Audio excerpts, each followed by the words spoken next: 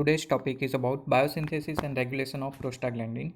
So prostaglandin are derived from the following polyunsaturated fatty acid. Series 1 is produced from the linoleic acid. Series 2 which is produced from the arachidonic acid which is omega 6 fatty acid. Series 3 which is produced from the EPA eicosapentaenoic acid. Naturally occurring prostaglandin, they are mostly belong to the series 2. Prostaglandin are not stored as such, so they will be produced from the precursor fatty acid which are present in the cell membrane as a phospholipid. So the arachidonic acid is released by the action of enzyme phospholipase A2 on phospholipids. Now the synthesis is catalyzed by the PGH synthase enzyme. This enzyme is of a two separate enzyme activity. They are cyclooxygenase and peroxidase. So here you have to remember three important enzymes: phospholipase A2 for the arachidonic acid release, then cyclooxygenase and peroxidase for the other prostaglandin formation. In detail, we will look exactly how it is biosynthesized. So phospholipid, which is present in cell membrane. Already you are knowing that basic molecular structure of the cell membrane. There is a polar head and non-polar tail portion. These two tail portion, that is indicating two hydrocarbon chain. Now one of the hydrocarbon chain mostly containing PUFA variety, it may be a arachidonic acid. Around 10 to 15% of PUFA may be of a arachidonic acid. So phospholipase A2 enzyme will release the arachidonic acid from the cell membrane. Now this arachidonic acid will be converted into the PGG2, that is prostaglandin G2 as a arachidonic acid. So series 2 will be synthesized. So enzyme, that is cyclooxygenase enzyme.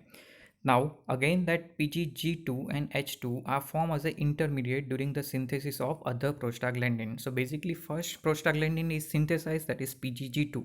From that PGH2 will be synthesized. So prostaglandin H will synthesize with the help of peroxidase enzyme. So first phospholipase A2, next that is cyclooxygenase and peroxidase. So PGG2 and H2 is synthesized. Now specific enzyme will convert prostaglandin H to other form of the prostaglandin. So we will look that which other molecule are produced or prostaglandin produced. So PGH2 is very useful to form other important prostaglandin like D, then prostaglandin E. So these two will be produced with the help of isomerase enzyme. Now most commonly found important prostaglandin, that is DEFI and thromboxane. So DE will produce with the help of isomerase. Now that prostaglandin E will be reductase enzyme, so convert into the PGF. So that is reductase enzyme. Now prostacyclin, that is considered a PGI2, which is produced mostly inside the vascular endothelium. So prostacyclin synthase enzyme.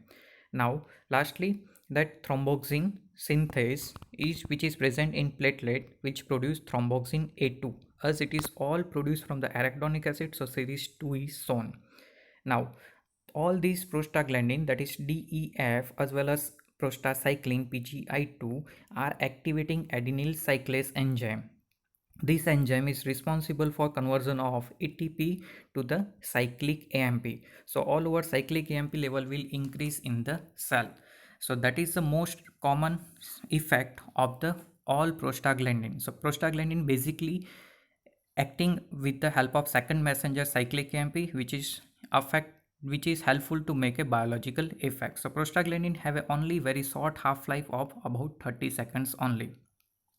Now once their function is over, they will be metabolized. So for the further degradation of prostaglandin, 15 hydroxyl dehydrogenase enzyme is needed, which will remove hydroxyl group from the prostaglandin and make it inactive. So this will be work only for 30 seconds, then its activity will be reduced. Now how exactly it is working? So prostaglandin working as a local hormone. So the function, second messenger to a G protein coupled receptor. In most of the tissue, PGE increase the cyclic AMP level, but in some adipose tissue and renal tubular cell, this PGE that will lower the cyclic AMP level, that you have to remember. Now prostacyclin PGI activates adenyl cyclase while thromboxane oppositely inhibit it. So that is about the biosynthesis. Now about regulation of this prostaglandin. So we have seen that phospholipid from that arachidonic acid is released with the help of phospholipase A2. Now this enzyme phospholipase A2 is activated by the epinephrine thrombin angiotensin 2 bradykinin, and vasopressin. So all these will activate or increase prostaglandin formation, while steroid, that is inhibiting this arachidonic acid formation by inhibiting phospholipase A2. Further, this PGG2 is produced with the help of cyclooxygenase enzyme, which is activated by the catecholamines. Catecholamines include epinephrine, norepinephrine. Now that same enzyme is inhibited by non-steroidal anti-inflammatory drug. Previously, phospholipase A2 by steroid, that is inhibiting. Here cyclooxygenase is inhibited by the NSAIDs, that is non-steroidal anti-inflammatory drugs. So one of the important NSAIDs, that is aspirin, which will acetylates serine at the active site of this cyclooxygenase enzyme and irreversibly inhibit this cyclooxygenase enzyme. So that is the way of action how this aspirin is working inside our body.